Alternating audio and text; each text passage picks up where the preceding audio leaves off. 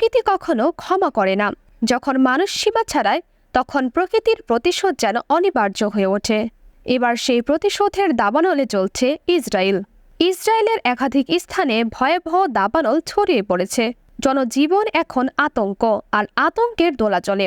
জেরুজালেমের আশপাশে কিছুটা নিয়ন্ত্রণ এলেও দেশের অন্যান্য অঞ্চলে আগুনের দাপট যেন থামছেই না। প্রবল তাপপ্রবাহ আর প্রবল বাতাস মিলেমিশে যেন আগুনের রথ টেনে নিয়ে যাচ্ছে এক এলাকা থেকে আরেক এলাকায়। বনাঞ্চল থেকে দ্রুত ছড়িয়ে পড়ছে আগুন, পড়ছে ঘরবাড়ি, ধ্বংস হচ্ছে সম্পদ। অনেক এলাকায় যান চলাচল বন্ধ হয়ে গেছে।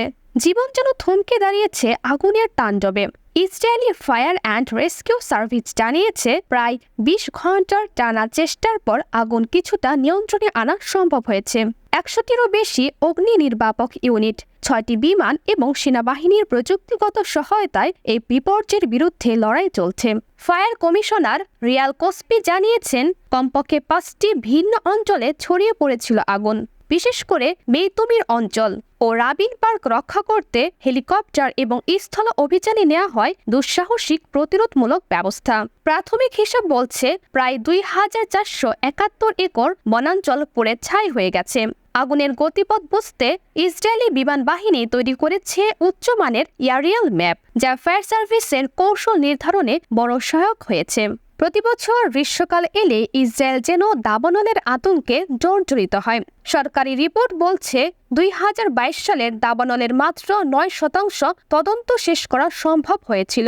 ২০২৩ সালে এই হার কিছুটা বেড়ে দাঁড়িয়েছে মাত্র ১৪%। এমনকি ২০২০ থেকে ২০২২ সালের মধ্যে শুরু হওয়া বহু তদন্ত এখনও অসমাপ্ত।